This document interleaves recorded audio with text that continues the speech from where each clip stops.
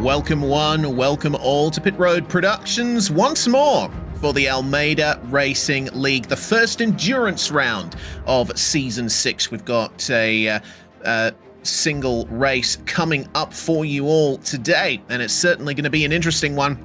We're at a track that's not very often used anymore.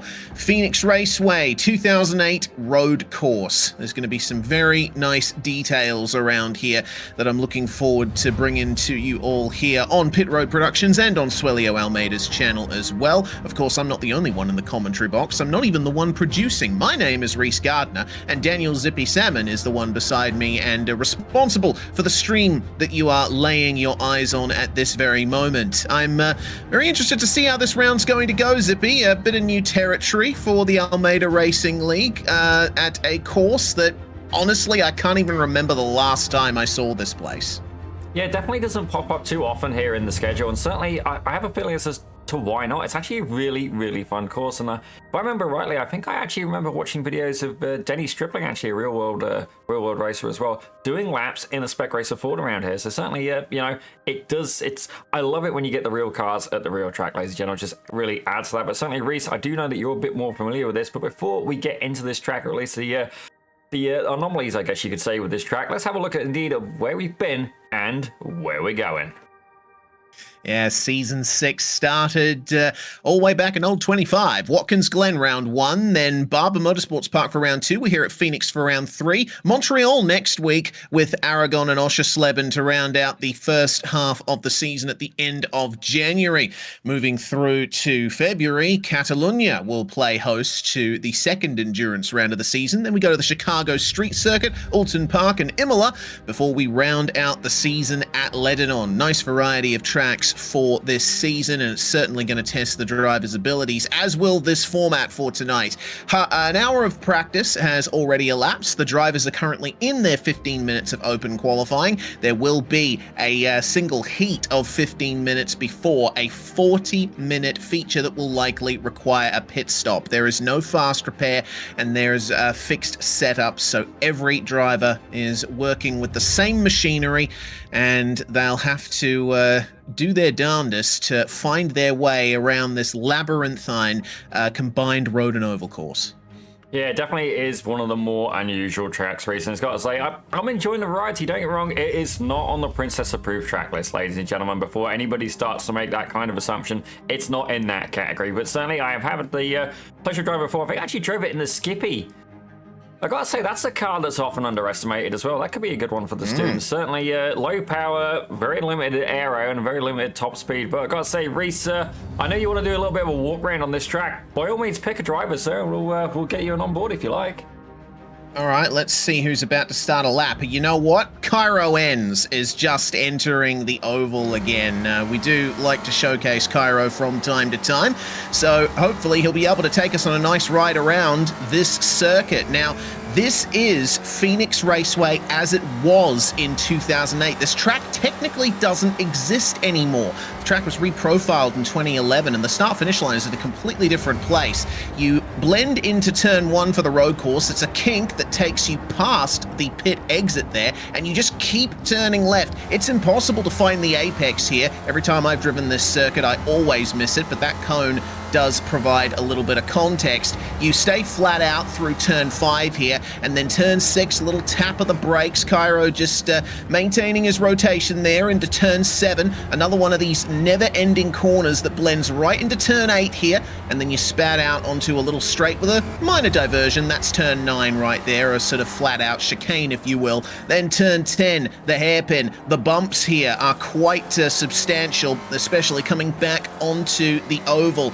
And, well, it's basically a nearly flat-out run back onto the start-finish straight, which, as of right now, is actually the back straight of the current layout of Phoenix Raceway. Through the final corner, Cairo Enns comes, and that is a lap of Phoenix Raceway as it was. God, that's getting on 8 years ago, and wow, what a fantastic drive for Cairo Enns up to P2 in the session. That is quite impressive.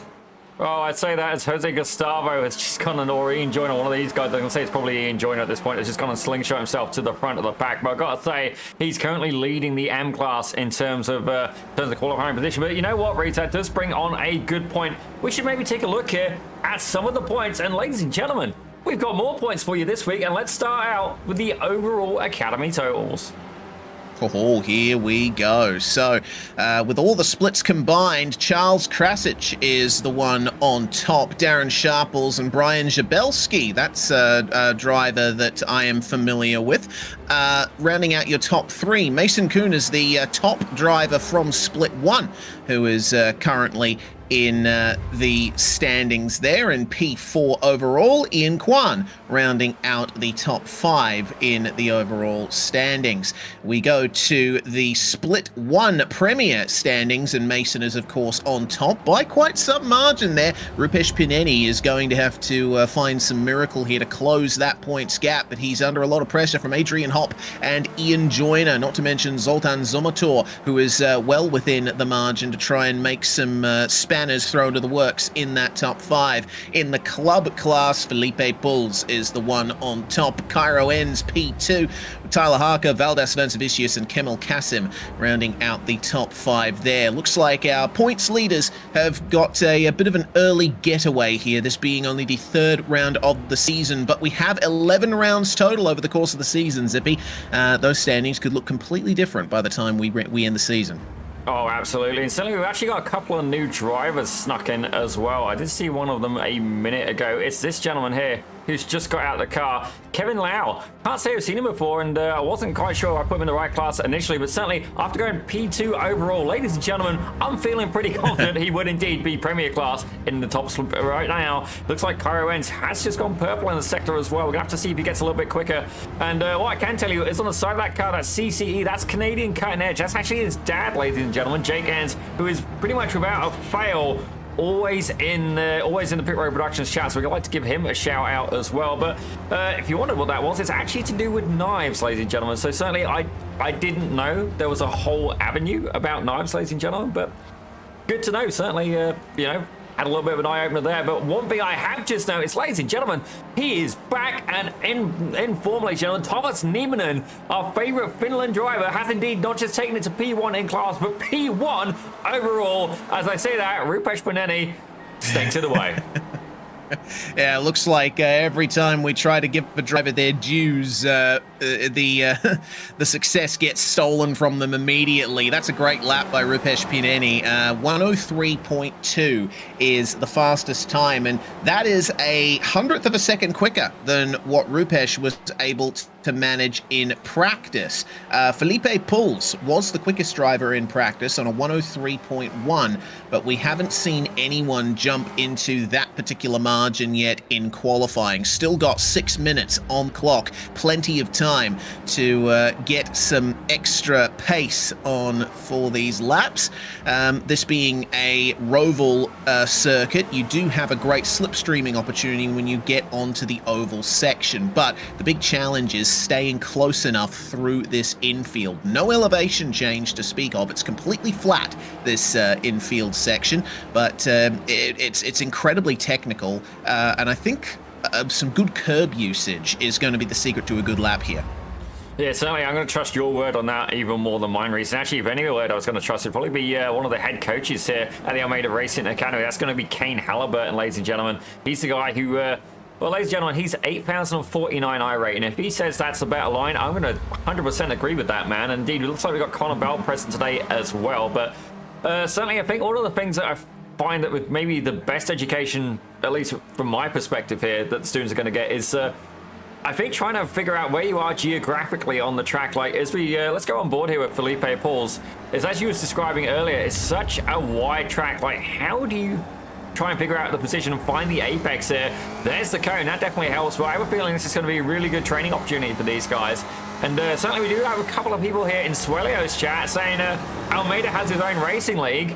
Yes, sir, he does. And if you want to be part of it, you have to join the academy. Ladies and gentlemen, why wouldn't you do it? You can spend all the money you want on gear, but then you can be one of them people who, you know, you got all the toys and you can't really work. That would be me, ladies and gentlemen. I've got some really nice sim gear, and I can't compete with any of these guys. It's fair to say they are all quicker than me. Rich Meester's being probably one of the best examples I've seen in my own experience of the Almeida Racing Academy. And speaking of which, he's currently there in P21, so certainly going to wish him the best of luck. But I do remember when this gentleman was indeed, he was about, oh my gosh, he was about 1400 IR on a good day.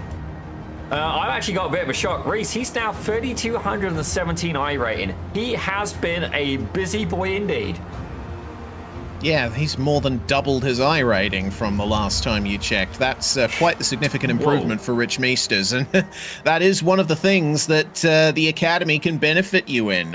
All of the drivers in this server, bar Kane Halliburton and Connor Bell, who will be starting at the back, they're coaches, but everyone else are students at the Almeida Racing Academy. You pay a monthly fee, and you will get access to all of Swelio Almeida and Friends' coaching material to help you get better at driving, at racing, not just in the sim world, but in the real world as well. Make sure to check out the Academy if you haven't already. It's a real pleasure for us to help to bring all of this to the world here on Pit Road Productions. And one of the drivers that we've seen some major improvements from over the course of the time we've been broadcasting this series is Kevin Adrian, who's it looks like doing some draft swapping with Ian Joyner there in the number 18, who has just gone P1. The pole position time is now down to a 1:03.0. That is incredibly quick, Reese. And certainly, you know what, Kevin Adrian, he's playing this pretty strategically. Don't get me wrong, I don't think he was able to get Ian Joyner ahead of him at exactly the right moment. So I don't know if this is going to be one of his battle laps, but certainly if he can stay behind Joyner, if he has enough time, this could be a way to absolutely slingshot himself up through the standings. And honestly, the Spec Racer Ford, I have sung the praises of this car for such a long time, and it was great to see the Academy just going, yeah, actually, that's really good. And they didn't just do it for one season, ladies and gentlemen, they did it for two. We are in the second season of the Spec Racer Ford. It is a new time, ladies and gentlemen. It's a new time, and it's a good time to be in sim racing, ladies and gentlemen. And certainly, one of the things that I think could pop up is an interesting discussion point for you, Reese, here. Is obviously with the crisis going on for RAM and memory right now, getting into iRacing if you don't already have a PC is actually going to be quite a heavier cost of entry now. But you know what's really good about the Almeida Academy? Is the lessons. They don't just apply to iRacing. Ladies and gentlemen, we have real race drivers part of this academy who develop and improve, ladies and gentlemen. Not only that, if you're on a different sim, Gran Turismo, you know, if you're on that, that's fine. The same principles apply. Ladies and gentlemen, it is racing, and it's a transferable skill between sims.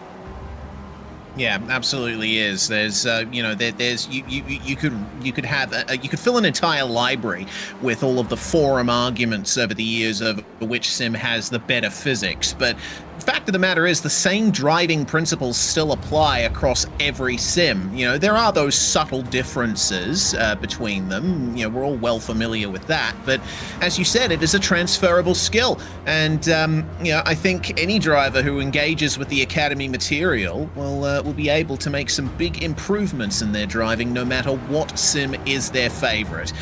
Well, we have just under a minute to go in qualifying, and with lap times of just over a minute, I think everyone crossing the line from this point on is done with their qualifying session.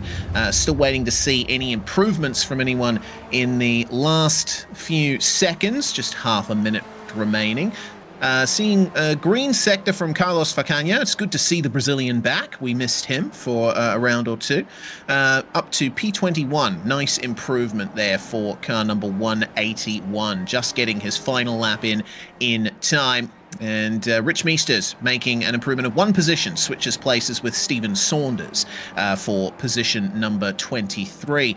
And looks like with 5 seconds remaining, that's going to be it. It's a multi-race server, which means the drivers will disappear off your screen right now. Give it a couple of seconds.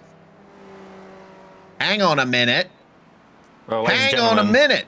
The hand of God, Mr. Reese Gardner, does appear to be faulty on this occasion. Hang on a moment. Okay, so double checking the schedule in sim, we've actually got a single hour race that's happening here.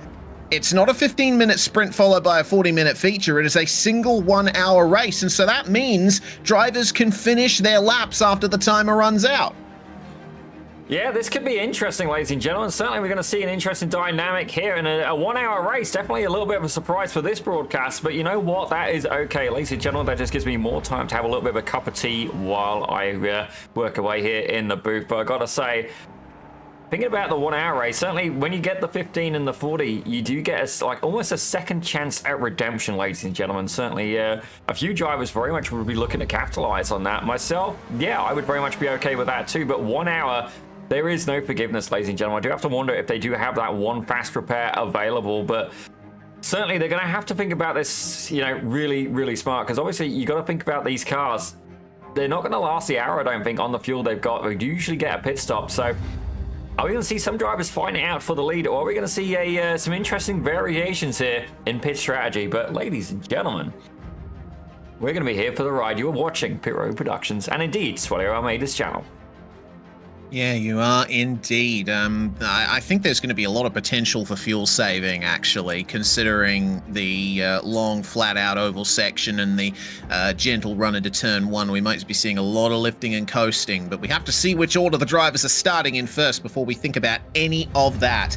Well, reigning series champion Ian Joyner will start alongside Rupesh Pineni on the front row of the grid. Mason Kuhn is alongside Thomas Nieminen, who takes the club class pole. Adrian Hopp and Felipe Puls will be 5th and 6th. Kevin Lau, our debutant, starting alongside Jose Gustavo. And then it's Zoltan Zomator and Cairo Enns rounding out your top 10.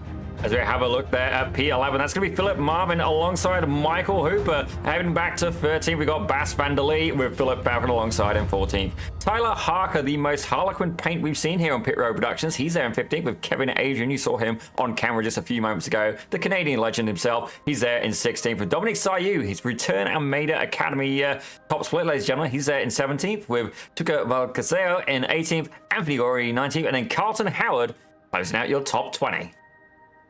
The Brazilian Carlos Facania will start in 21st place alongside Valdas Vansevicius, with Rich Meesters and Stephen Saunders on row number 12. Kemel Kassim and Jeffrey Adkins, 2 Americans, sharing row number 13. Then Philippe Masson, the Frenchman, alongside Chris Gengaro for 27th and 28th. The last student is James Conrad in 29th place. Kane Halliburton and Connor Bell are our resident coaches, and they will be starting at the back to see how far up they get. Will we see Halliburton or Bell take victory today is the big question, or will Joyner be able to give them the race of their lives here at Phoenix International Raceway? Really love this track. It's seen a lot of usage, particularly in the dirt road scene here on iRacing, a fictional rallycross layout created when the rallycross cars were added to the sim. But we are not driving on that layout today. We're doing the full road course that, once again, the tarmac is technically still there on the infield of the oval today, but it is impossible to race this layout now with the reconfigurations of the Phoenix Oval in 2011 and 2019, I believe. Yeah, basically there was no real way in or out of the infield in a racing sense. So this is a real blast from the past here. Yeah, certainly, and I gotta say, look at the stands, ladies and gentlemen. The crowd has come out in the masses. Honestly, this would be more interesting to watch than Formula One. I'd put money on that. And not just a biased opinion, if you want to see more passes, you're going to see it here, ladies and gentlemen. There's going to be more passes, more strategy, and definitely a lot more attainable budget, ladies and gentlemen. That I can promise you for sure. But certainly it's good to see we've got some new people here in the chat. And Reese, I do have an update. It is indeed going to be the 1-hour endurance, and there is no fast repairs available, and there is going to be a mandatory pit stop as well. So certainly we are looking forward to that, ladies and gentlemen. And I should probably write myself a note for that as well, so we can make sure that we get that sorted for the next endurance round, which I remember rightly, I think it's Barcelona. It is indeed the Circuit de Barcelona Catalunya, which is going to be another very interesting track to see an endurance race at. Ridiculously long front straight on that circuit and plenty of flowing corners. It's almost the antithesis to this place, which, I mean, you can see the tarmac is so worn and degraded, and there's so many bumps, especially on the infield, that we saw demonstrated in qualifying. Well, we're getting ready for the start. And Ian Joyner has quite a race ahead of him here. He won't have anyone ahead of him into turn 1, but everyone behind him will be wanting to take that position. He's going to have to use everything he's learned to keep this lead as the pace car gets ready to pull into pit lane. Round 3 of Season 6 of the Almeida Racing League here at Phoenix 2008 Road Course. So good to see this track making an appearance here in such a great league as the green flag flies, and Ian Joyner has skipped away from everyone already. Threat for second, Mason Kuhn making his way past Rupesh Pineni through turn 1, but now turn 2 beckons. Cold tires, cold brakes. It'll be very easy to get some understeer through this corner, and already seeing a few drivers further back starting to experience that. Some brief trades of position between Kevin Lau and Cairo Enns, Kevin Adrian and Bas van der Lee for 14th and 15th, and Stephen Saunders is right there with the 25th place car of Connor Bell, who's managed to make his way past him. 2 wide, 3 deep just about through turn 7. And Kane Halliburton will be trying his best to chase Connor Bell, and they'll be working together as best they can to make their way through this field. Down to the hairpin, not seeing any big crashes, so it looks like it's been a clean start for just about everybody, but nothing wrong with a tiny bit of contact, as we just saw. Yeah, definitely nothing wrong with having a little bit of exploration, potentially, of not just the track limits, but indeed the limits of the car, ladies and gentlemen. But right now, Ian Joyner leading by about 0.4 of a second. Indeed, these guys want to make sure that they stay together, ladies and gentlemen. If you lose the draft in this car, it can be very, very expensive indeed. But let's have a look a little bit further back here as Kevin Lau is getting into it here with Cairo Enns. Now, Lau is going to be one of the Premier Class drivers, ladies and gentlemen. He's currently in P6 or P9 overall. Cairo Enns 3rd in the amateur class, so he's definitely going to want to keep pushing indeed. You can see the gap ahead of him now expanding to about 0.6 of a second. He's going to want to make sure he can indeed stay behind the number 51 of Adrian Hopp. Yeah, Adrian Hopp down 2 places. Jose Gustavo ahead of him up 2 places. And it's the same for Cairo Enns. 2 positions gained in the opening laps. Our hardest charger at the moment is Connor Bell. But if you take the coaches out, the hard charger award belongs to Valdas Vancevicius in P14. He has gained 8 positions thus far. A lightning start from the 119 from Lithuania. Well, you say that is if we look for a different variety, or at least a different driver of that paint. Something has happened with Carlton Howard. Let's take a quick replay on board and find out exactly what went on, as that's Kevin Adrian there carrying some damage as well. Yeah, okay, so bit of a slow-mo replay here. And we'll see Carlton Howard draw alongside Kevin Adrian on the way to the hairpin. It looks to me like he might have gone a bit too deep. Yeah, way too wide at the hairpin, and goes straight into the tire bundles there to bring you back onto the oval. You've got to be very careful there. There's no clear braking marker for that hairpin. It's very easy to overshoot. Yeah, definitely a little bit unfortunate there for Carlton Howard, but let's have a look further up through the field, ladies and gentlemen, because in P5 and P6, ladies and gentlemen, we have a couple of our Brazilian drivers. Now, if you didn't know, Swilio Almeida himself is actually there from Brazil as well, so that's absolutely fantastic stuff. Certainly, one thing we don't see too often, I mean, we do see it a little bit at times, more of the Canadian drivers, I find, is camaraderie between fellow countrymen, but right now, Ian Joyner, he's going to be all on his own. I say that at least... what's the word I'm looking for? At least patriotically speaking. Let's go with that, ladies and gentlemen. As Mason Kuhn, the American driver, looking to try and make a move up on the inside. Now, Mason currently leading, ladies and gentlemen, the Premier classes. Ian Joyner running interestingly wide there. And Rupesh Pineni goes, you know what? I have some of that as well. Thomas Nieminen with a front row seat. This could be a good opportunity for him to get involved in the mix. Yeah, that's a rare error from Ian Joyner. I mean, he did see Kuhn coming up alongside him and left him room, but maybe went a bit too deep into turn 2. And so now finds himself in 3rd on board with Thomas Nieminen as he chases our top 3 through turn 9.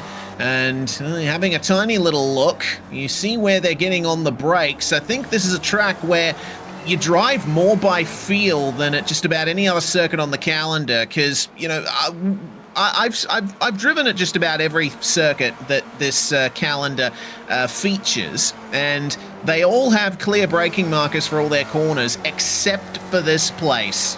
You're literally just sensing. Practice is key, and Adrian Hopp has nailed the exit of the final corner there. Going to move up the inside of Kevin Lau into turn 1. No, he's not. Lau is going to fire into the corner around the outside. Well, these guys are definitely having a good battle, but strategically they want to try and find their way forward. But I gotta say, I do love to recognize what an artistic paint we have on the number 51. Like, there is a lot going on, ladies and gentlemen. But not only that, he's rocking the Almeida logos as well. It's actually really tastefully done. So credit where due, ladies and gentlemen. It looks fantastic.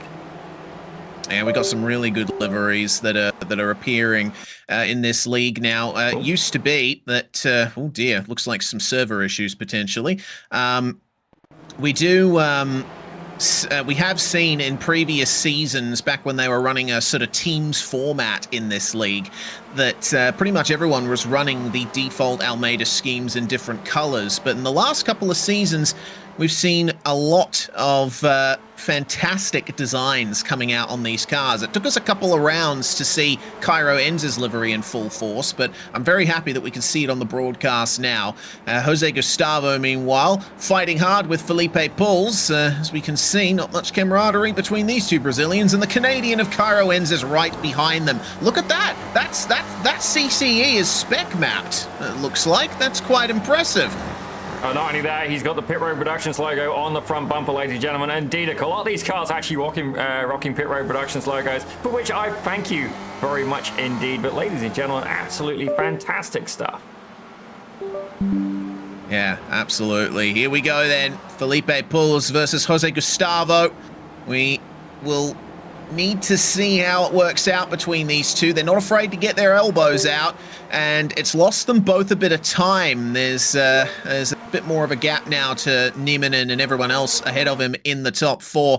Cairo Enz, Kevin Lau, and Adrian Hopp will find their way closer to the two Brazilians as Puls will find the slipstream down the front straight. We do apologize for those couple of glitches, evidently some network issues, server issues, not entirely sure what's going on for this, but I'm sure that we'll be getting things back in order very soon. For the moment, 53 minutes remaining in the race, and Mason Kuhn still leads from Rupesh Pineni by about 0.4 of a second. Just in time for us to come back, Cairo Enz locks up and runs wide.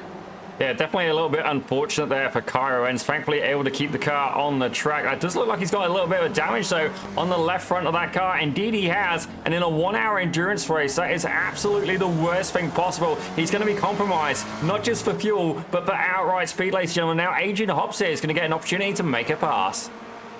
Yeah, looks like Cairo's straight line speed is definitely hurting at the moment, and don't forget there are no fast repairs, so when Cairo comes into the pits, if he wants to get that damage repaired, and he may well want to if his pace suffers, he will be stuck there for quite some time while the mechanics repair the car.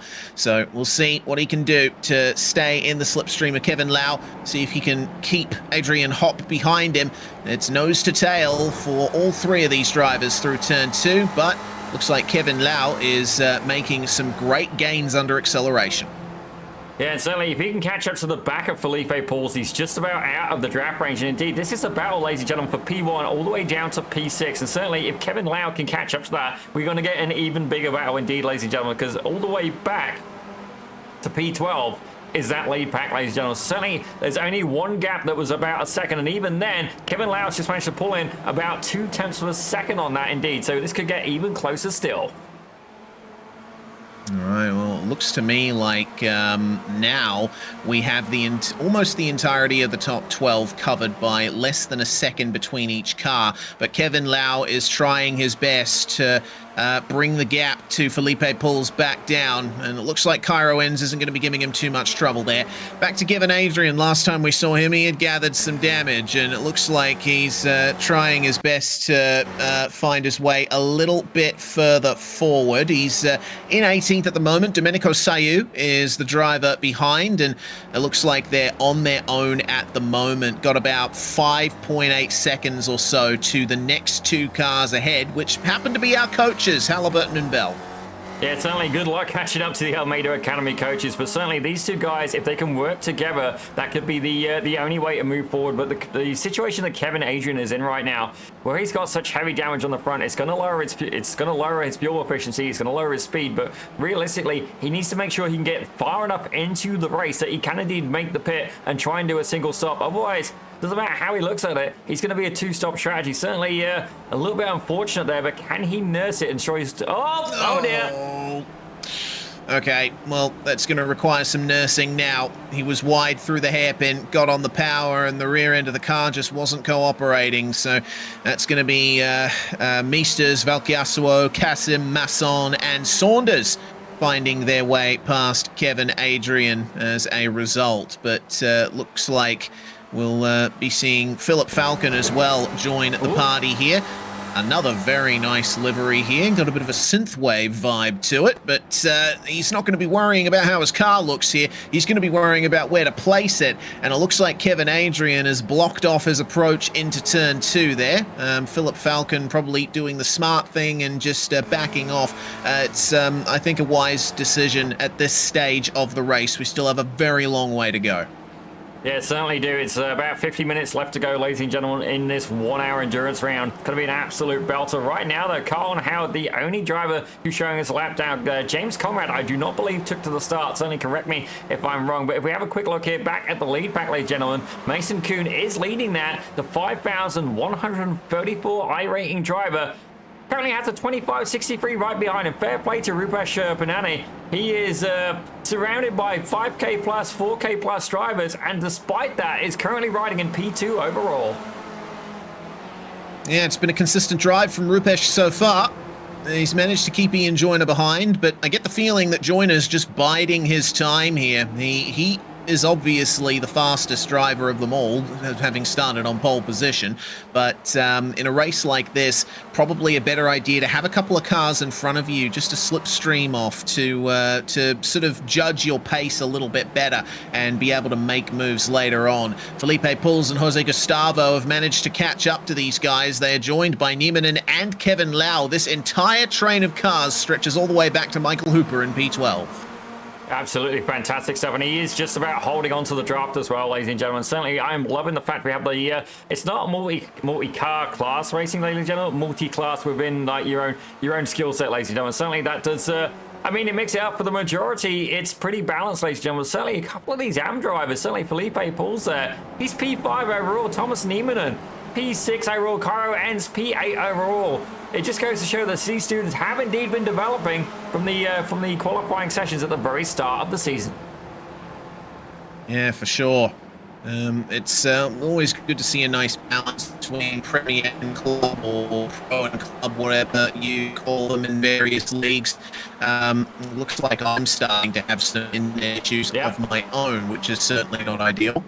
Well, ladies and gentlemen, it's going to be one of them days. As indeed, Cairo Renz maybe potentially having one of those days. Well, we got to say our thanks there to the Australian internet service. But indeed, let's take a quick check in with our coaches, ladies and gentlemen, as Kane Halliburton and Connor Bell, both of these drivers up 16 positions respectively. And I've got to say, they're absolutely going for it, ladies and gentlemen. On lap time, it doesn't look that amazing right now, but keep in mind they're dealing with traffic. It is indeed going to slow them down. But certainly, Connor Bell, his NASCAR Canada debut, he got a penalty and still won the entire race, ladies and gentlemen. Currently serving a little bit of damage on the left front of that Spec Racer Ford. It's a beautiful car, but is it going to be enough for him to try and slingshot his way up to the front of the grid? Yeah, as you mentioned, damage on the front end of Connor's car. I do apologize for that little upset. It appears my internet connection decided to throw its dummy out of the pram, so to speak. It's not an uncommon occurrence.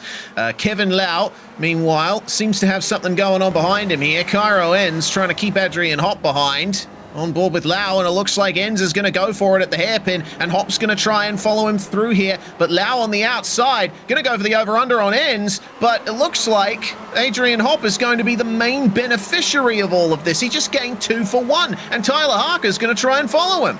Yeah, definitely. It's fair to say there's a little bit of buy one, get one free action. Certainly Kevin Lau did not consent to that sale, ladies and gentlemen, as indeed he's managed to recover one back from Cairo. Looking to try and get another one back from Tyler Harker. He's going to be there on the inside. Just about gets the nose ahead, at least for now. But I've got to say, Adrian Hop absolutely capitalized on that. As what a send there from Cairo ends, and he's got it away with it as well.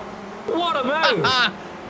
Lovely stuff, and that completely caught Kevin Lau out. He lost all of his pace at the apex of turn 2, and that's just pushed everyone further back. Another view of the send, 1 position, 2 positions, my goodness gracious, to the apex, and a little bit of a bump there, putting Kevin Lau by the wayside. So very nicely judged move there from Cairo, but can he keep that pace up? Remember, he's still carrying damage on that car, and if he doesn't have someone to slipstream off, his straight line speed might suffer.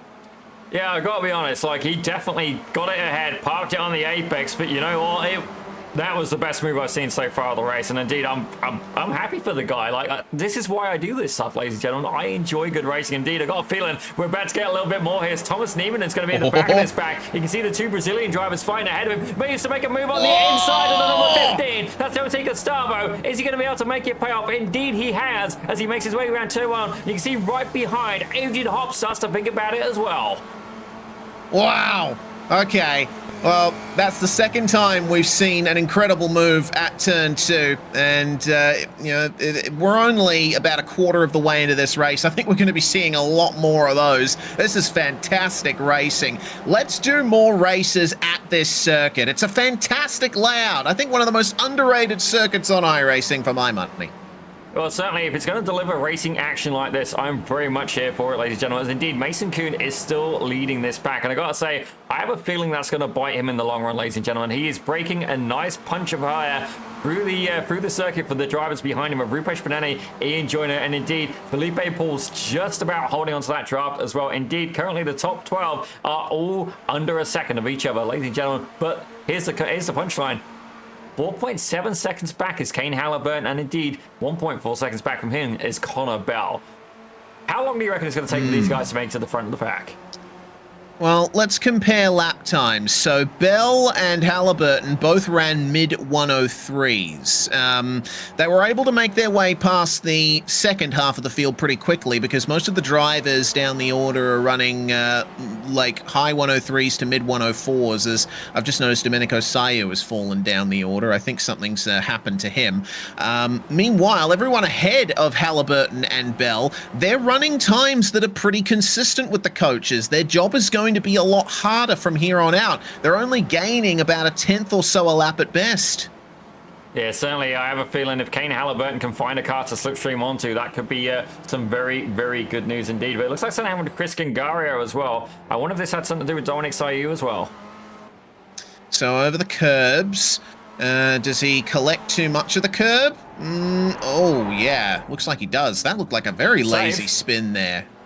Yeah, it does save it, but that's one of those spins that when it happens, I think you don't even really know that it's happening, so to speak. I mean, at least from the outside, the car looked okay. And took Valkyasuo getting a bit of a lucky escape there. Looked like contact between Rich Meesters and Domenico Sayu.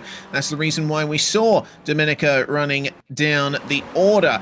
So, and I think probably the most inconvenient place for that to happen, too, coming out of the final couple of corners. Meanwhile, Stephen Saunders coming into the hairpin, collects the curb, that unsettles the car. Yeah, you don't really want to touch the curbs for the most part at this track. That is bad. Unfortunately, Jeffrey Adkins getting into Stephen Saunders, and heavy damage for the both of them. Yeah, definitely a little bit unfortunate there. Certainly, Kane Halliburton has not yet been able to make his way ahead. Ladies and gentlemen, no criticism on him. That's 100%. If you have draft, even if you're the lead car, it does kind of help you push ahead, ladies and gentlemen. But certainly, Jake Enns there showing a little bit of affection there for turn 2, saying it is the bomb. As Rupesh Panani looking like he's trying to think about making a move there as well. Ian Joyner potentially as well. Yes, I think... oh, hello. That's interesting. Felipe Pulls, I think, might have either caught the curb or the back of Joyner's car because he did a little wheelie. We've seen a couple of incidents like that this season. where the Spec Racer Ford has hit a bump or another car in just the right way to send the front end off the ground. I think they'll have to be careful at the apexes of these corners, because once again, those curbs are for the most part quite raised. You want to be very careful of that. Kevin Lau, meanwhile, way too deep at turn 2. That's a lock-up. He almost ends up taking the oval. Yeah, definitely, don't get me wrong, he's going through the oval circuit. Might not have been the worst line, but you know what that does mean, ladies and gentlemen? That means it's now even closer. 3.7 seconds for Halliburton to catch up to the back of another car. Should he do that, he will indeed be able to catch the rest of this pack, ladies and gentlemen. But right now, let's return to the action. It looks like Jose Gustavo and Adrian Hopper now going to be going side by side yet again, with Cairo Enns right behind him. Oh, yes. And Adrian Hopp will get the move done. Cairo Enns is going to follow him. And Jose Gustavo has no choice but to let them go. It's turn 2 is one of those corners where you want to turn in. You really need to try and get to the apex. But if there's a car up your inside, then there's not much you can do to arrest their momentum. You just have to let them go and maybe fight another lap. That's what Jose Gustavo is going to be thinking about. Tyler Harker then keeping himself well ahead of Michael Hooper. Zomotor and Lau now round out your top 12, and both of them are drivers that have lost a few positions over the course of this race. Down 2 for Zomotor and down 5 for Lau, so doesn't look like we're going to be seeing much improvement from them in the short term. Don't forget though, 20 minutes of this race complete, 40 to go. We still have a pit stop coming. The question is when. Yeah, certainly, and I have a feeling that these two drivers should potentially work together. That's Michael Hooper and indeed Zoltan Zomotor, the two German drivers there. Generally, from my experience at the Spec Racer Ford, it is quicker to basically try and leapfrog each other to try and push yourselves ahead.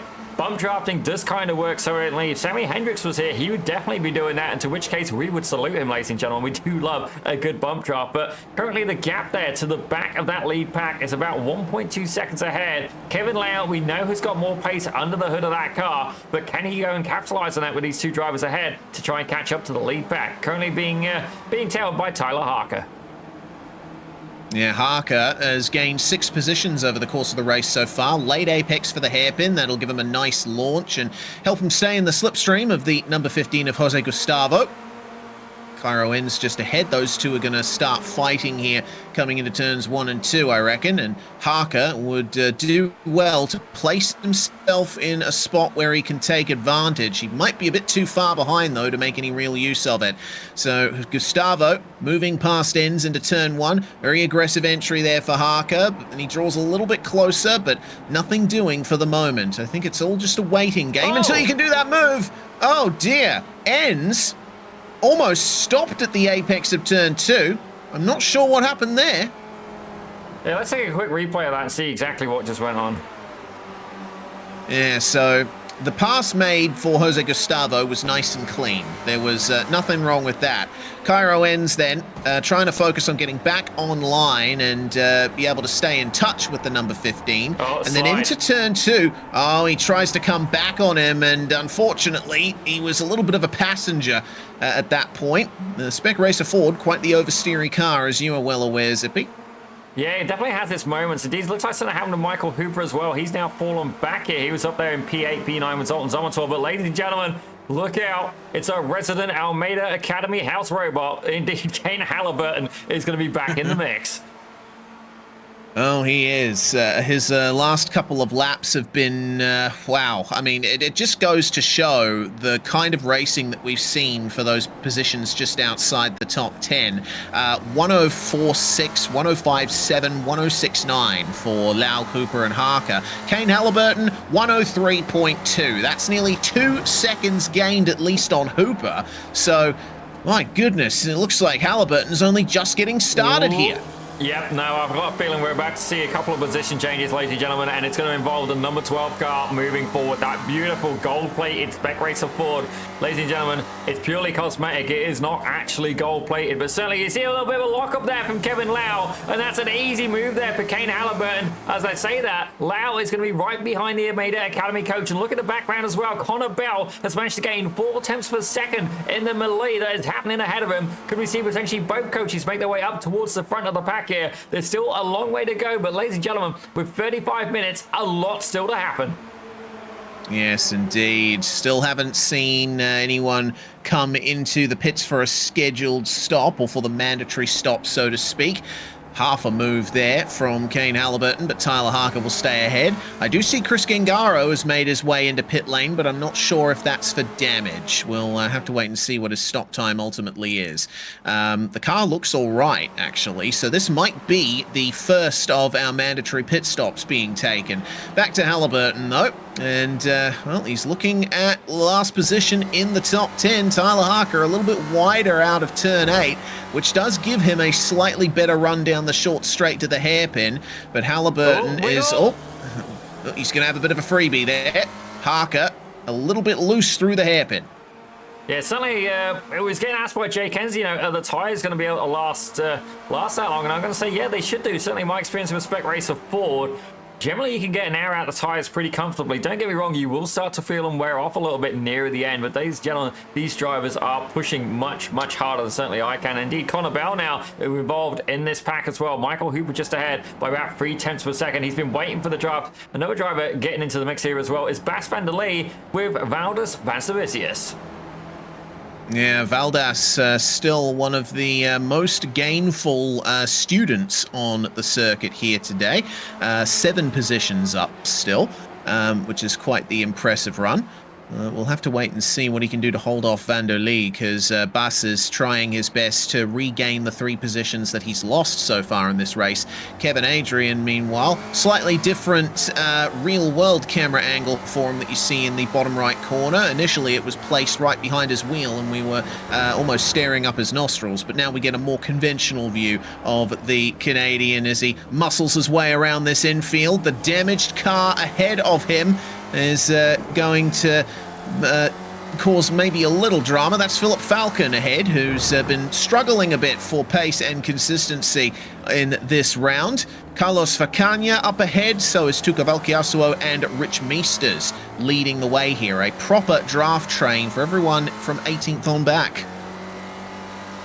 Certainly a lot left to play for here for this Canadian driver. It's great to see him here. He's it's not his highest performance race. We'll phrase it like that, ladies and gentlemen. But certainly, I would love to see if we can get a rain race here in the academy, because my money would 100% be on this guy. He is incredible in the rain. Potentially a good learning lesson as well for the students. But let's go and check in back at the front pack, ladies and gentlemen. Currently going from first all the way down to about P7. Let's say P6 later. P5, ladies and gentlemen. P5, P6. There we go. P6 yes. with about 1.5 second gap to Jose Gustavo, who's currently leading another pack in 7th. Yeah, looks like everyone's splitting off into their various battle packs now. And speaking of Jose Gustavo, he's still got Cairo Enns filling his mirrors. And for the moment, trying to find his line into turn 1. Does Enns see an opportunity at turn 2? Maybe not quite, but look a little bit further behind them. The yellow car is Zoltan Zomator. It looks like he was a little bit quicker to the apex than either of our 2 main protagonists in this fight. Yeah, I actually have a feeling there that Cairo Enns is getting a little bit too flirtatious with the limits of grip on the way through that corner. You can see he's been a couple of times where he's caught a slide. That's what happened to Tyler Harker. Caught the slide, but ended up having a little bit of contact there. But I have a feeling that those tyres are indeed running a little bit warm. I think Jake Enns could be on something here, and it may be worth dialing it back a little bit in terms of the long race strategy, because if that thing slips out and goes, I got a feeling he's maybe not going to be lucky twice. Yeah, the Spec Racer Ford, of course, is not on the very latest version of the iRacing tyre model, but it still needs quite a bit of management to get its performance consistently over a stint. Bump draft from Cairo Enns, as it looks like we have another driver coming in for a scheduled stop. Zoltan Zomator is jumping into the pit lane. Now, Chris Gengaro was the first driver to come in for the mandatory stop, and his time in the box was 22.5 seconds. That's the benchmark that we'll now be judging everyone else against. If Zomator is faster through the lane, then we know that our front runners will likely be even quicker still. Yeah, certainly if you can get a good draft going, it would be very, very beneficial. And that's one of the gentlemen here who's going to be thinking about that. It's the number 18 driver of Mr. Ian Joyner. Looked like he went a little bit of a twitch there going through that left-hander, ladies and gentlemen. But right now, Thomas Niemann and right behind him, and Felipe Pauls, he's currently leading the M class in this race and P3 overall. Up 3 positions on the day. But ladies and gentlemen, have a quick look here. Kane Halliburton up 21 positions. I have a feeling that Connor Bell's going to be matching that number very shortly, as you can see Tyler Harker just ahead of him. Yeah, and Connor Bell, the fastest car on track last time by, a 103.158, which isn't far off the overall fastest lap of the race that Connor Bell also holds, about 0.03 of a second slower. So just goes to show the front end of Bell's car might be carrying some cosmetic damage, but it's certainly not hurting his pace. Bit of oversteer on the way into turn 2 for Connor Bell. And he is maximizing the track, even going beyond it in places. This track, I find, is pretty lenient when it comes to running over the white line. So if you're allowed to use it, you better take it. Certainly, that's probably one of the biggest things from racing. Certainly, I'm sure you'll know who it was. There was a guy who did NASCAR, and he was all about trying to beat the rule book, ladies and gentlemen. Certainly, I'm not saying that's what Connor Bell's doing, but in racing, if you're within the rules, you can really flirt with it as much as you want, ladies and gentlemen. Like the off-track limits, if you can push 3/4 of the car over, you need to push 3/4 of the car over to get the optimal line and indeed get the best exit speed you possibly can. And right now, Connor Bell, very much in the draft of Tyler Harker, the 171 student, is going to be under attack very, very shortly. Indeed he is. So as Bell draws up behind Tyler Harker, doesn't see an opportunity. Harker's going a little defensive there. Usually the optimum line is running just to the right of those pit box markings on the left side on the way into turn 2, but it seems like Harker is well aware that Bell is here and he is ready to make moves. Thinking about pit stops just briefly, Zoltan Zomator, his stop was 22.9 seconds, so he had a slower stop than Chris Gengaro, but he was quicker through the lane by about 0.8 of a second. Yeah, definitely very interesting. But saying that, something has happened with Rich Oh, Meesters, no. and I believe Chris Gengaro was involved in that as well, ladies and gentlemen. I've got a warning for them. Let's have a quick look and see exactly what happened. Looks like they're in 2 completely separate places on the circuit, so I'm not sure that these are the same incident, probably 2 concurrent ones. Gengaro, on the way into the hairpin, too deep, and, well, he tried to turn in and make the apex while still on the brakes, and that is how you rotate a race car, but in that case he rotated it too much. Rich Meesters, meanwhile, getting ever so close to the wall at turn 1, and the rear end just lets go on him. Great avoiding action by all the drivers coming up on him there.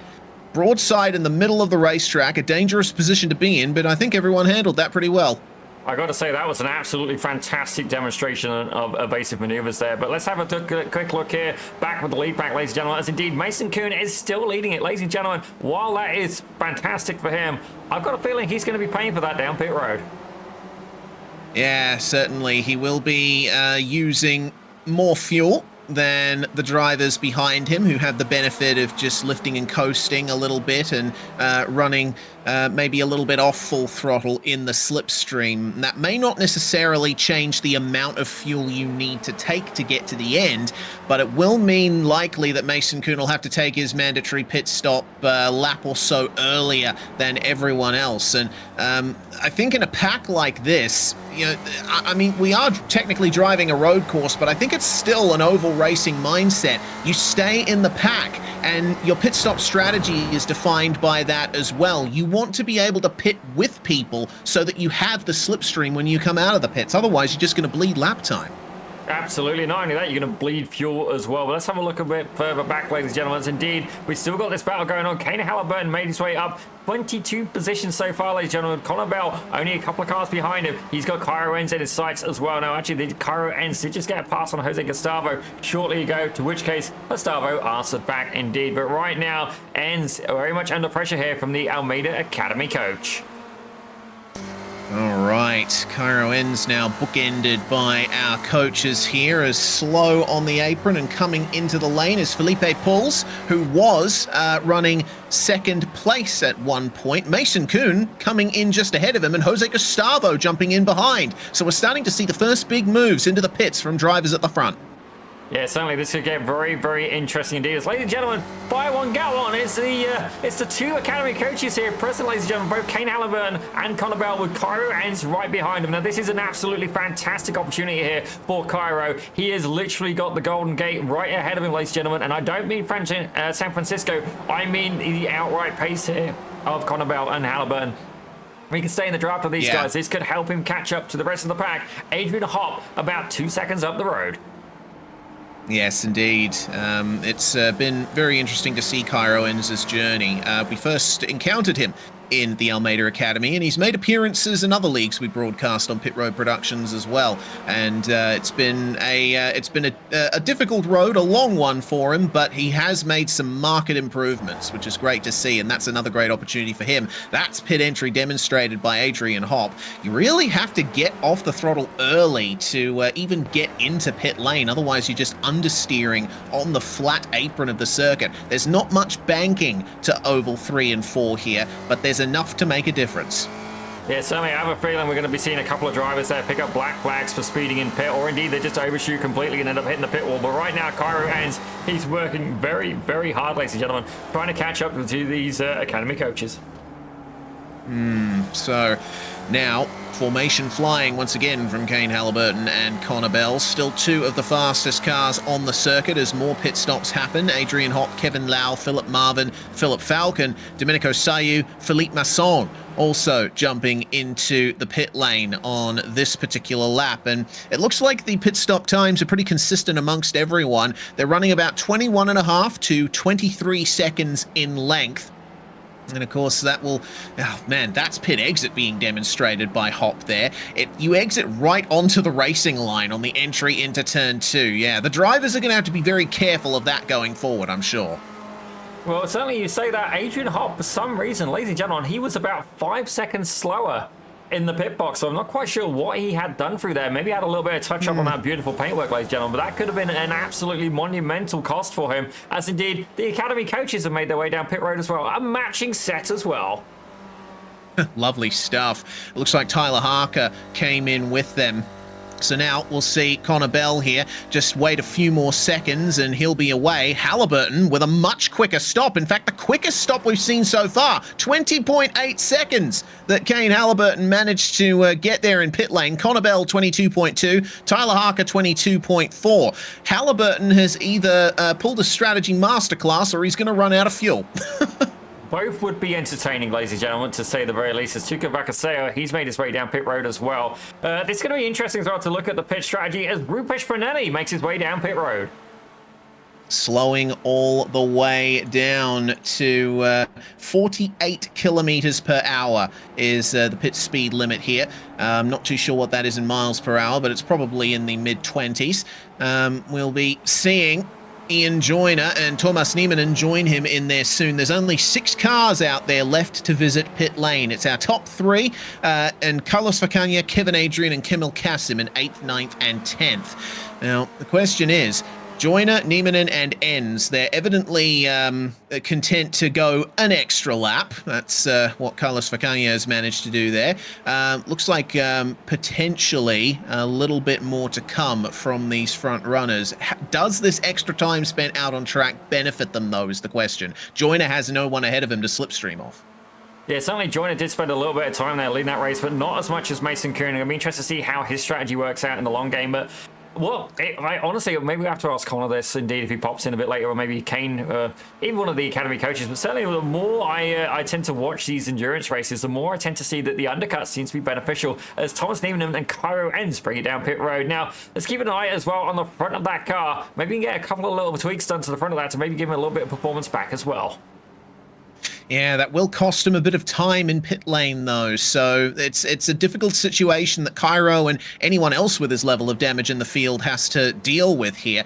Do you take that damage repair, cost yourself a few seconds of track position, but have a faster car by the end, or do you just leave the car as it is, keep track position, and have to drive around that damage? It doesn't look like much of it is being repaired, if any, but until we get a good look at the front of that car, we won't be able to see much of it. and it looks all right. I'm not entirely sure. We'll find out in just a few moments. Ends his pit stop, 21.9 seconds, and it looks like the damage is mostly still there. So maybe a couple of buff outs, but Cairo Ends re-emerges in P8 behind Felipe Pulls and Mason Kuhn. Have a look at that. Connor Bell and Kane Halliburton, they're the effective... No, they're not the effective leaders. Thomas Niemanen has come in, and he only got a stop of 19.5 seconds.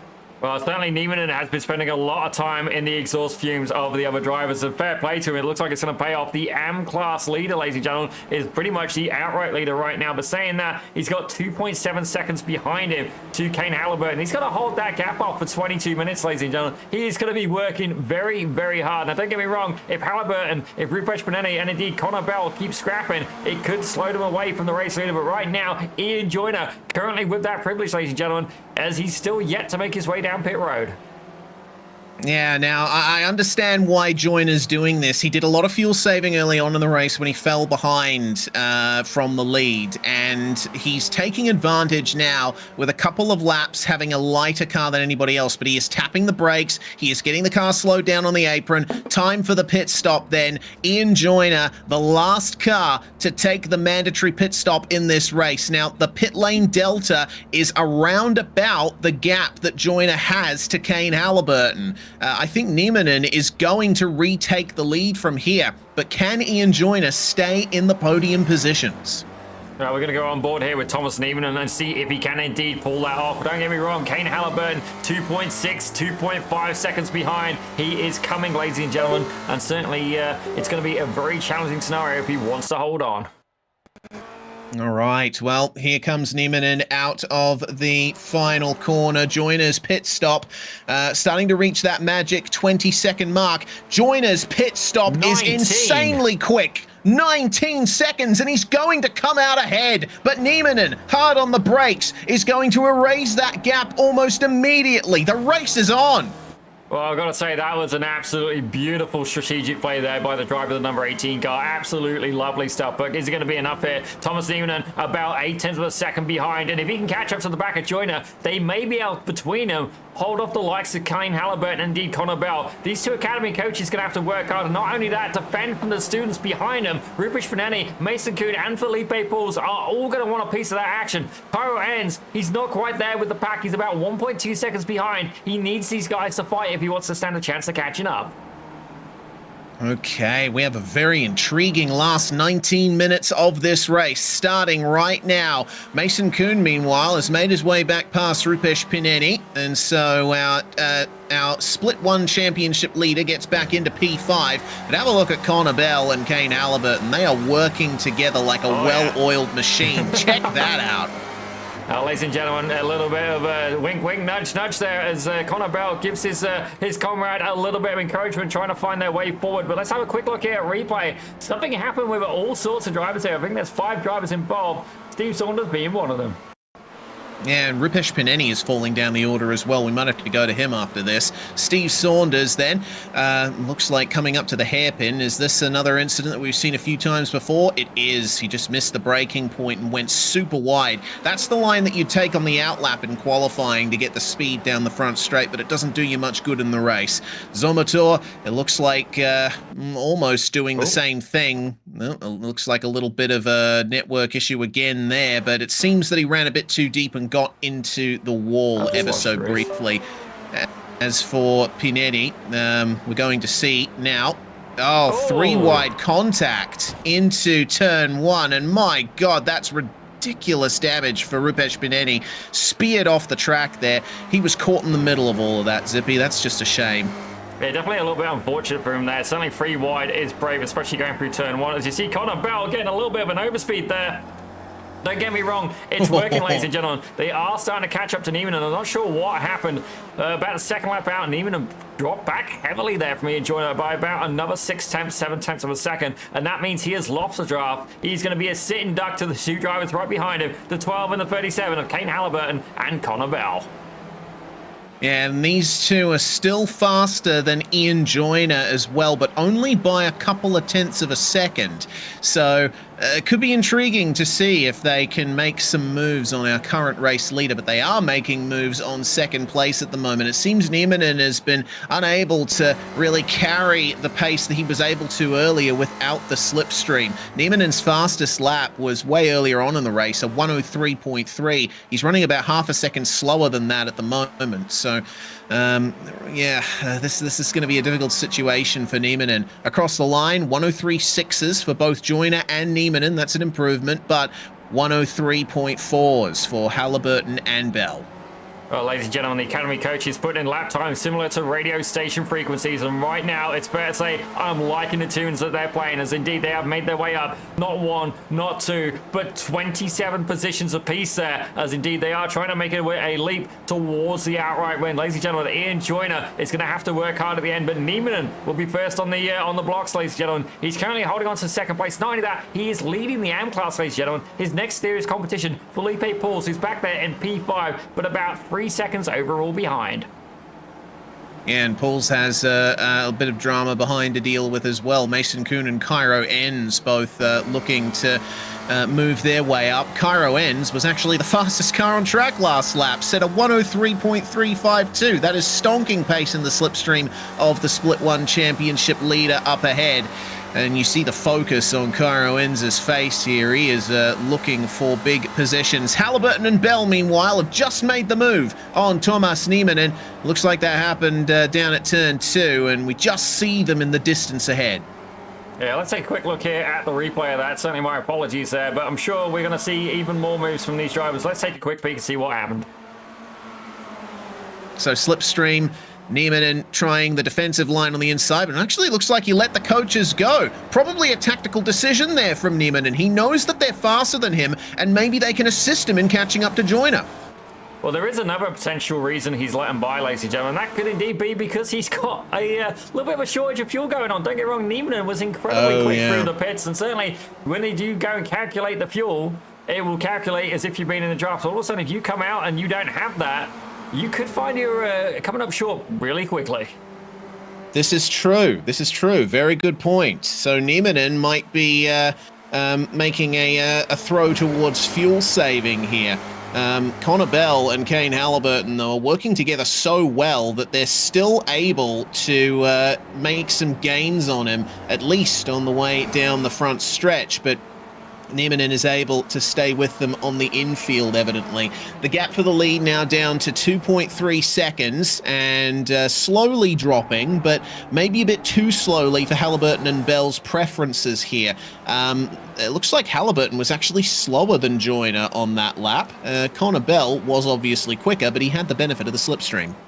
Yeah, certainly. And bump draft and spec racer Ford, it can be beneficial, but realistically, ideally speaking, you want to be able to leapfrog each other. But with this being like a big oval section, if you pull out the slipstream, you're just going to lose speed. So realistically, bump draft is the only option. But the question is it going to be enough, ladies and gentlemen? Certainly, Connor Bell doing a fantastic job there of nudging Kane Halliburton along.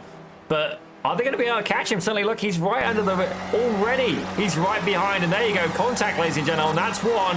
That's two. And I believe we're going to get one more before the end. Yep, backs out of it. All right. It always strikes me how much the wall juts out there at turn 1. I remember, looks like maybe a switch between the coaches here as Bell takes point on Kane Halliburton. I'm surprised that no driver has actually hit that corner of the concrete wall at turn 1 yet, is the point I was going to make. But I'm sure we'll see at least a few drivers getting close before the end of the race. But now Connor Bell is the one leading the way in the quest of the coaches. Let's see how he does. Yeah, now we've got to find out, is Kane Halliburton going to return the favour, ladies and gentlemen? I hope so, but don't get me wrong, we know these two guys will... they'll work together, but they will race each other as well. They might have decided, you know what, Ian Joyner's too far ahead. We're not making enough moves. Let's just have some fun together. We're going to have to find out. As ladies and gentlemen, I did just check the Discord. These guys are not communicating in the Discord. So certainly we're going to have to see. And then there we go. Kane Halliburton, are we going to see a bit of a nudge? A little bit. Not quite as committed to the bump draft as Bell was, but then again, this is the first time Halliburton's been behind Bell, so maybe needs a couple of laps to get into the flow of things. Not much time to work with, though. As we'll go to a replay here of Zoltan Zomator. He has the number 15 of Jose Gustavo behind him on this replay, and Zomator runs wide at the hairpin, and, well, that's not the first time we've seen that problem, and it certainly won't be the last. Zomator, yet another driver who falls victim to the rear end going wide through the hairpin.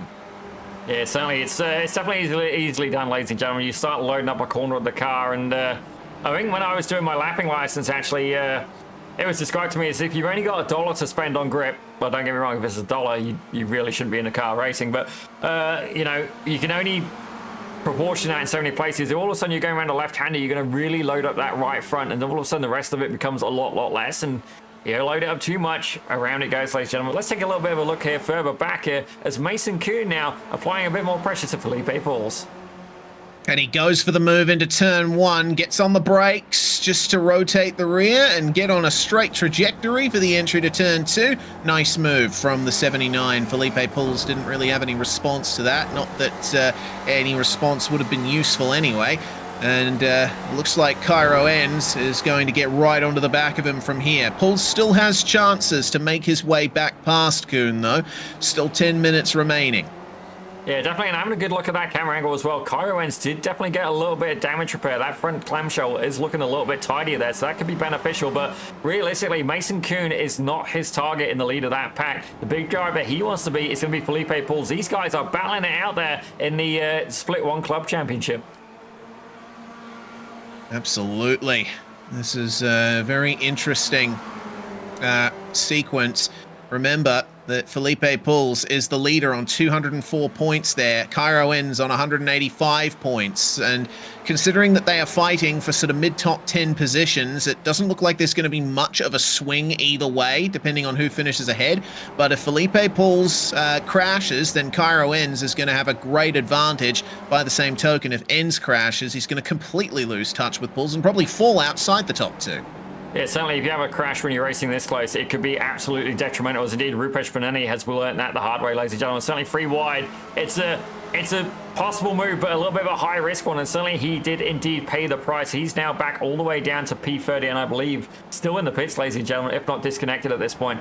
Definitely unfortunate for him there, as we see these two drivers are indeed fine now. It's Adrian Hopp and Michael Hooper with Jose Gustavo just ahead. This is all for the Premier Class, ladies and gentlemen, position 5, 6, and 7. Very nice battle. Gustavo, Hopp, and Hooper, meanwhile, for 9th, 10th, and 11th. Gustavo and Hopp have been fighting hard for the majority of this race, and the door is left open to the inside there, but this is one of those corners where you can really cut back on the exit, and Jose Gustavo showing that in style. An incredible run nudge down the front straight. Blair nudge in contact between the two of them. Adrian Hopp was not willing to give that one up easy.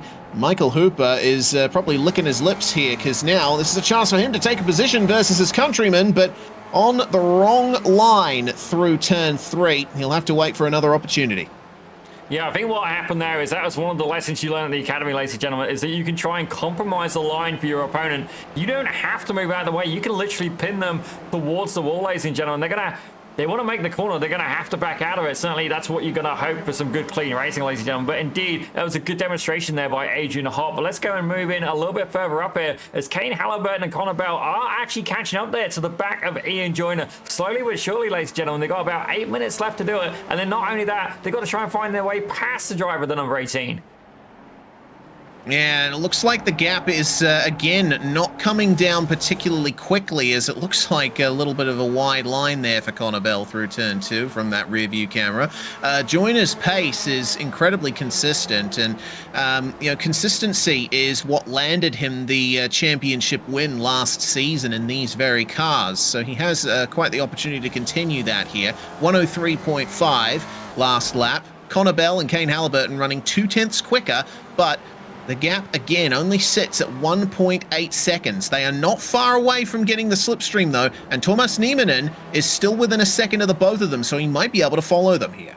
Yeah, Nieminen is very much, he's got to try and stay in the tow. Jake Enns very much cheering on Thomas Nieminen as well. I've got to say, Jake Enns really supportive of all the drivers we've seen here in the Almeida Academy, and indeed in the other shows we put on Pit Road Productions as well. Without a doubt, the #1 fan of the channel, and I've got to say, fair play to you. If anybody deserved a t-shirt, you would be the man. But I sadly do not actually have Pit Road Production t-shirts, certainly. And if we did, Reese would have one as well to match his hat. But right now, ladies and gentlemen, Connor Bell and Kane Halliburton, they are working hard. That gap, though, still about 1.7 seconds to Ian Joyner.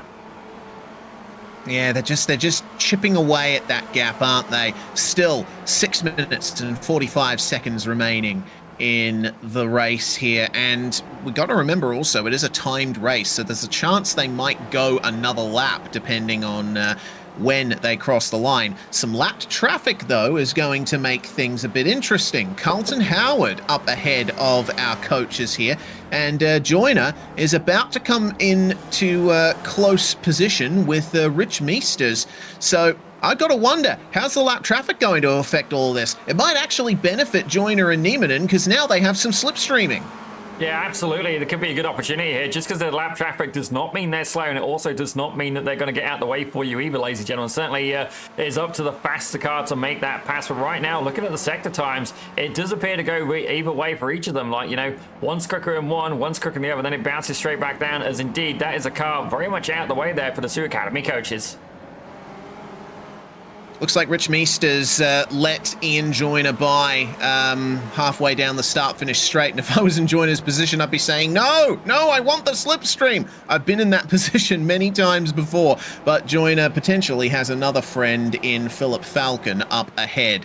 So let's see how these lapped cars sort out this podium battle, this top four battle. It's an incredibly intriguing race, with Ian Joyner and Thomas Niemanen having much shorter pit stops, taking a bit of a gamble on fuel consumption potentially. Is it going to pay off?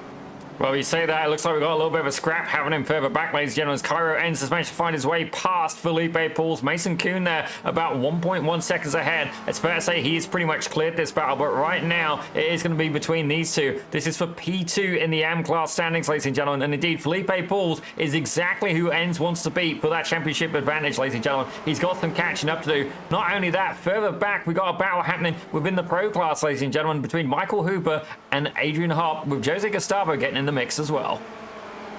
Yeah, these three have been together pretty much the whole race. The two Germans go side by side into turn one, and it looks like Adrian Hopp was not interested in fighting that too hard versus Hooper. Of course, he's well aware that he has plenty of chances to get that position back.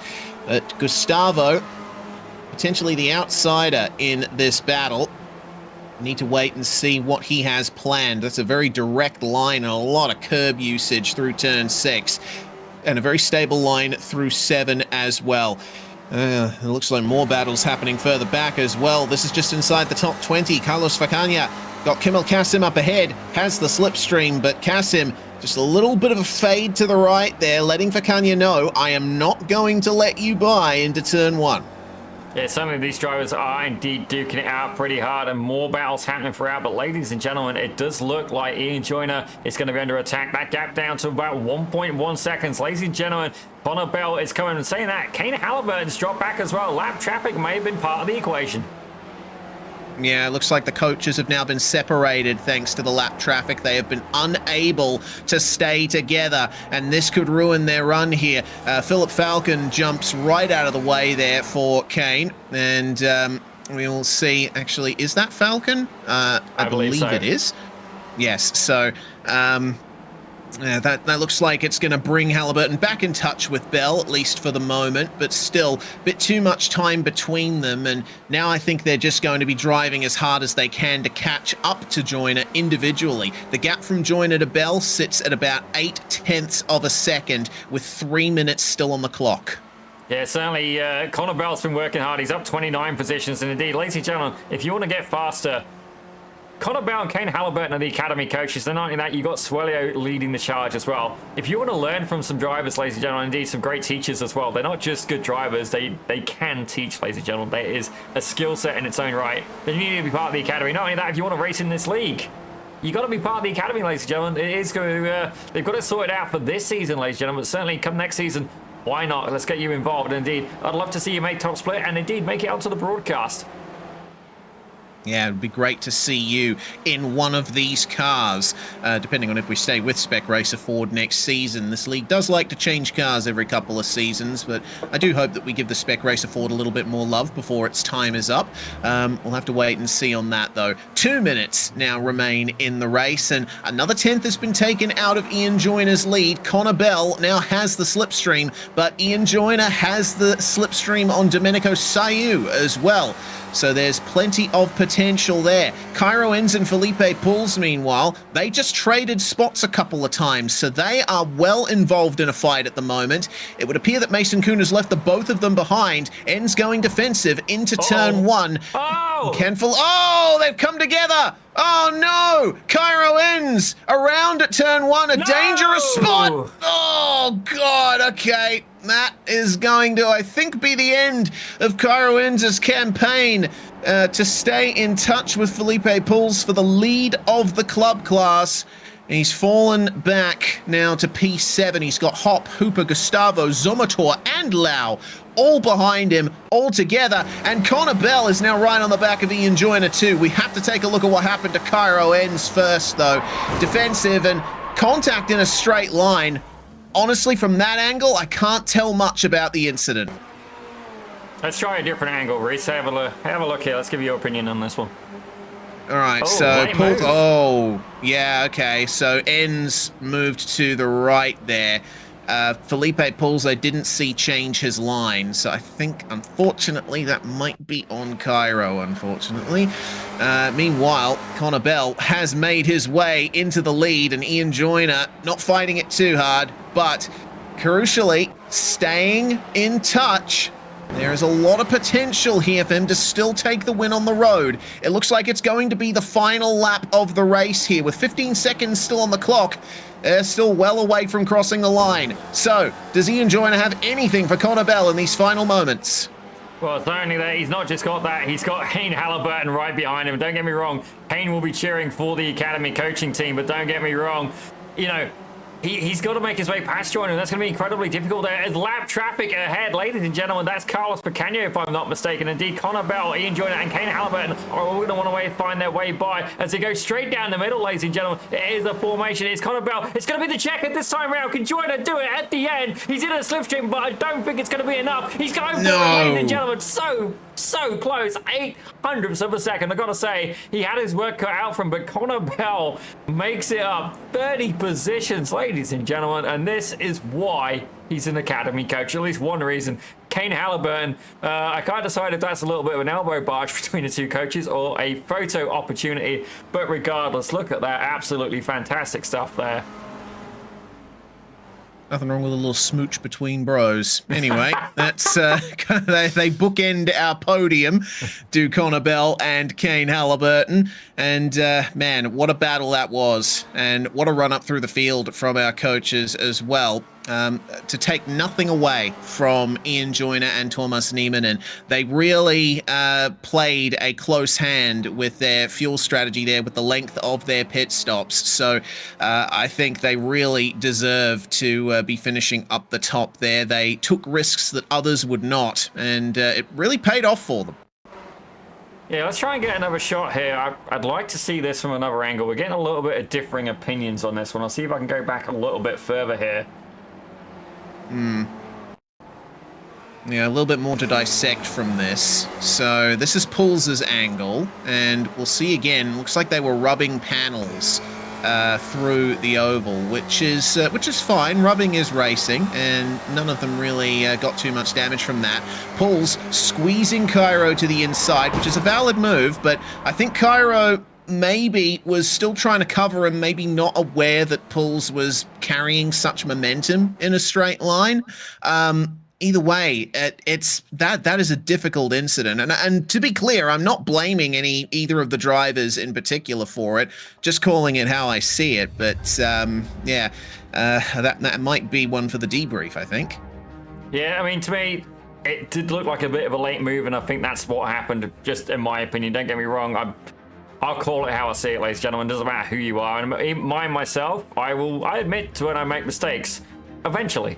But certainly myself, actually. Honestly, if you ever do have an incident, certainly, and you're not quite sure, send it to somebody to some of your comrades to review. Honestly, my mentor, Mr. C.R. Reed, he has had the fortune of knowing me for about 6 years now, ladies and gentlemen. So please send a sympathy card out to Saskatchewan kind of direction. But I'll often send him if I do have a race, just say, you know, what do you think to this, ladies and gentlemen? Certainly the Academy coaches do review incidents as well. But ladies and gentlemen, let's have a look here at the results as Connor Bell makes his way up 30 positions and takes the race lead. Ian Joyner took second with Kane Halliburton in third. Thomas Neiman, he leads the AM class for this race, takes fourth overall with Mason Kuhn in fifth, Felipe Pauls in sixth, and then Cairo N still able to get seventh out of that regardless. So thankfully not too expensive there despite the incident. Michael Hooper took eighth with Jose Gustavo in ninth, and then rounding out your top 10 was Adrian Harp.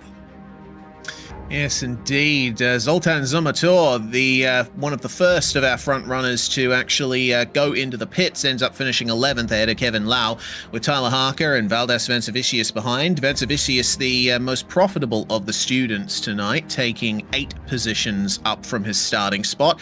Bas Vanderlee and Philip Marvin, 2 and 5 positions down respectively in 15th and 16th. Kevin Adrian finishes in 17th place. Tuka Valkiasuo and Anthony Ori finish exactly where they started in 18th and 19th ahead of Kemal Kasim, rounding out your top 20.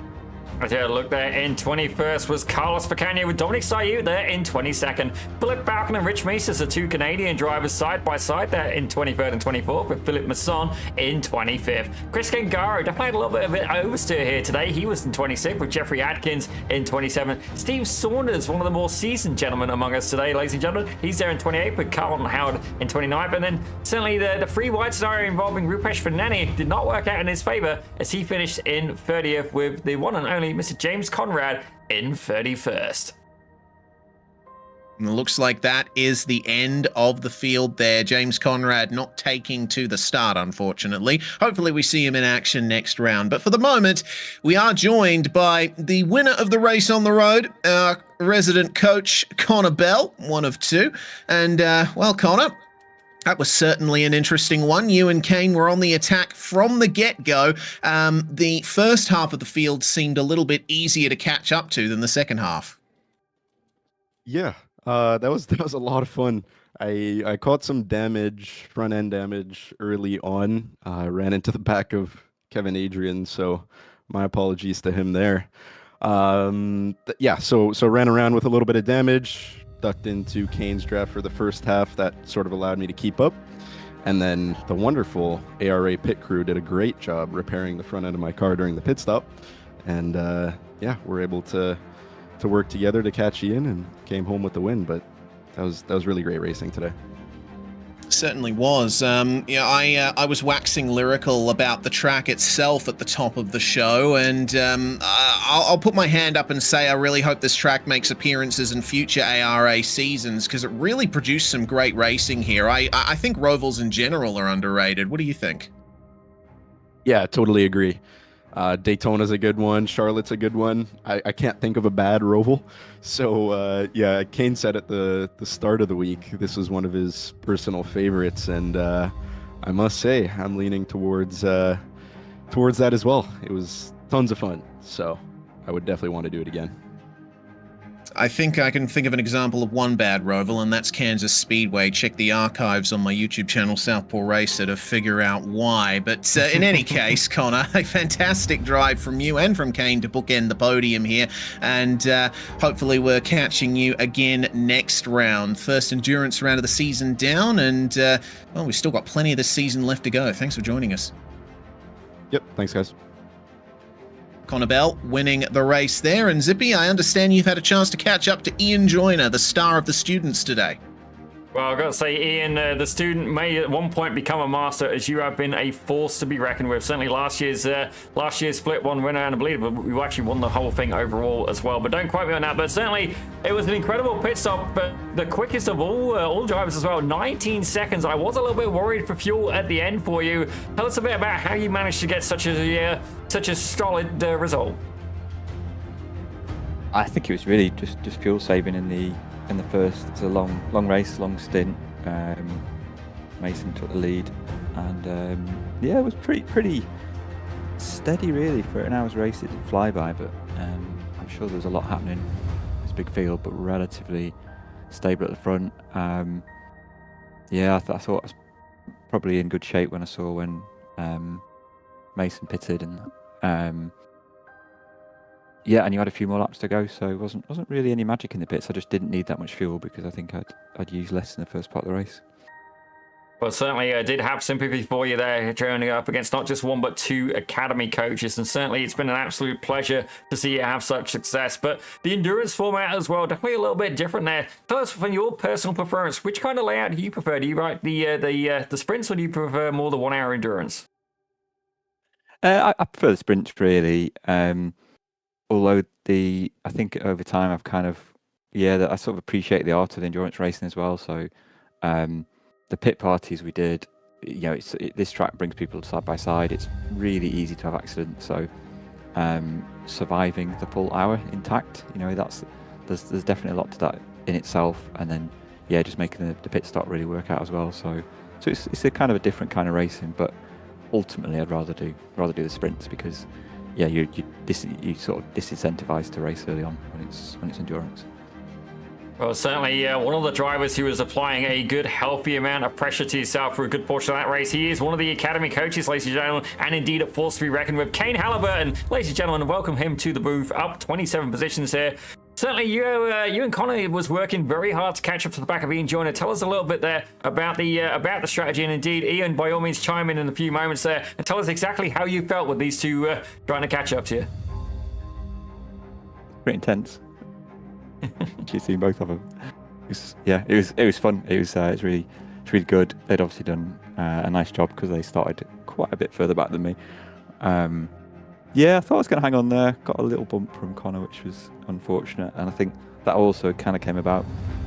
Just unfortunate when I caught Domenico as well. It was just put Connor right on me. He was obviously going to throw everything at it on the last lap. I think without Domenico, I might have just hung on. They were maybe closing like a tenth every lap or so. Might have just got there, but it's just a shame that didn't manage to cross the line in front, even though not really racing him. It would have been nice to catch him in front. Well, certainly, I definitely understand the struggle there. But Kane Halliburton, are you indeed present, sir? It would appear not.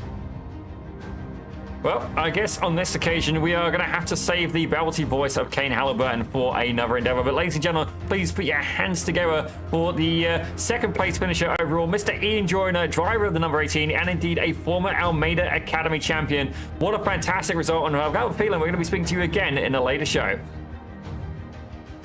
Thanks, guys. Speak soon. Great stuff from Ian Joyner and from Kane Halliburton. Our final interview of the day is going to be with Cairo Enns. Now, Cairo, you were making some big moves in that race, and you certainly had a lot of potential to give your fight with Felipe Pulls for the club championship a bit of a kick, but unfortunately it seems you were the one who got kicked into the wall. Yeah, it seemed to be a bit of an unfortunate circumstance. Philippe looked like he was going to pull out to the right, so as soon as I saw that move, I followed. Turns out he wasn't going as far as I thought he was, and it just kind of got collected, and it is what it is. Yeah, it's one of the incidents you can certainly take a lot from and learn from, because the nature of the track, I think, plays a big part in it as well. Like that entry to turn one, you really have to be high commitment to get through there, and when you're stuck on a narrow line like that, I totally understand why you did what you did. Yeah, T1, it's sketchy at the best of times coming in at the optimal angle.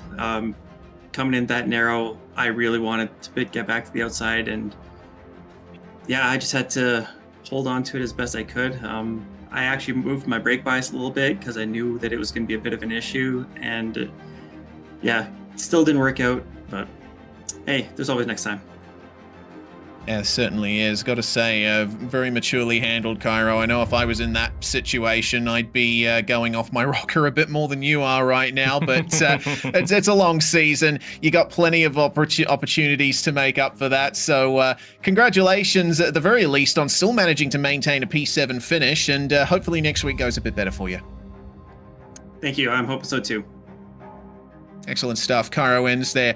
Last driver we're talking to today, and that is going to bring things to an end, Zippy. What a round that was here at Phoenix International Raceway 2008 road course. I can't believe this circuit has finally gotten an appearance on a major broadcast, and it provided one of the best races I've seen in a while.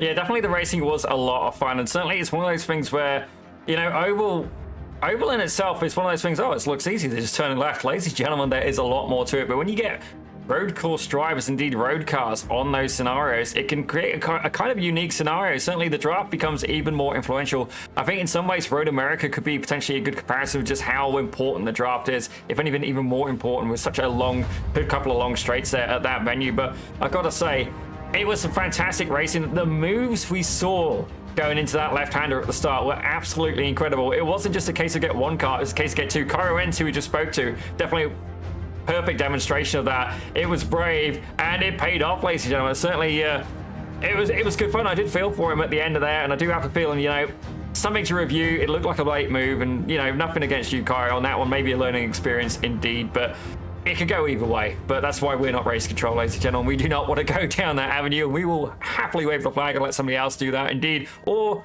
let somebody who makes developed software do that for us as well. Certainly keep your eye out for that. We do know a few things on the mix, but I gotta say, it's been an absolutely fantastic season, and I'm loving as well now that we are able to keep an eye on a bit more of the points championship as well. We're not just going to have the overall, we've got the Split 1 Premier, and indeed the Split 1 Club, ladies and gentlemen. We did have a comment earlier in the Pit Road Productions chat just saying, how do I watch the Split 4 broadcast? Sadly, it's only Split 1 that's broadcast, and don't get me wrong, we would love to broadcast all 4 splits. Obviously, there would be, we'd need to, you know, work out some finagles and stuff like that to be able to pull that off, but don't get me wrong, keep an eye on the Academy, you know, things are to come. I did hear talk of maybe some more things in the horizon. I can't say any more than that, but Reese, it's been about it. I'm trying to think of where we're heading to next week. By all means, refresh my Montreal. memory on that. Montreal. Oh, yes, that is gonna be about it. Ladies and gentlemen, the Wall of Champions. We're gonna see how many claims at that round. But Reese, give us your conclusion today of the race, and indeed, you know, what you expect to see next week. My conclusion is let's race at Phoenix more, because it produced a fantastic event, and I'm really hoping to see it on future schedules. Great performance again from Ian Joyner and from Thomas Niemanen as well. Turns out when you get into the endurance mindset, it seems those are the drivers to watch. Montreal, I'm really looking forward to next week. It was the first round, I believe, of last season when we debuted the Spec Racer Fords in this league. And it really showed us what we've seen over the last couple of seasons. Just fantastic racing all up, fantastic battles. I will be counting down the next 7 days. I gotta be honest, I need to get out more, ladies and gentlemen. It depends on how you look at it. In this crowd, I think I might be alright, but certainly I am absolutely stoked for next week, ladies and gentlemen, and indeed for more shows here on Pit Road Productions. But you know what we probably should do, Reese? Let's take a quick look here, have a little bit of a break here from Swellio, and then say goodbye to the show. Yes, indeed. Now he's here teaching all his secrets to all these drivers. This is Almeida Racing Academy, where every champion has a starting line. The sim racer turned real world superstar, Swellio Almeida. It's Connor Bell racing in his own backyard for the very first time in the NASCAR Canada Series. The workshops helped out so much. Something about battling with somebody faster than you, it just pushes you that little bit further, and I was able to just keep developing my skill. I can kind of commit more with the exit there. That was good. If you do take sim racing seriously, it does impact your racing technique for the rest of your life. I know how the car is going to perform around these corners because of the model I have in the sim. Just the benefit of sim racing when you go into real life, I don't think people quite realize it yet. You have infinite track time is the biggest factor. You are able to try so many things, and the physics that are simulated in the sim nowadays, especially iRacing, are so close to real life. Swellio Almeida is a master at his craft. He's outclassed a Le Mans driver, a European Le Mans Series racer. These guys are among the top 0.02% in the world. Designed to create champions. First NASCAR Canada start. First NASCAR victory for Connor Bell. Connor Bell standing on the podium here today. This is the Almeida Racing Academy 3.0. Wait a race, buddy. Wait a race. And with that, we here at Pit Road Productions will say our goodbyes to you. Thank you so much, everybody, for joining in on this broadcast, both on Pit Road Productions and on Swelio Almeida's channel as well. Fantastic to see everyone in the chat engaging with the show and helping us out here in the booth. And, well, we'll see you all in 7 days' time at Montreal. And my name is Reese Gardner, Daniel Zippy Salmon, alongside me in the comms box and also producing behind the scenes. We're Pit Road Productions, and we'll see you again very, very soon.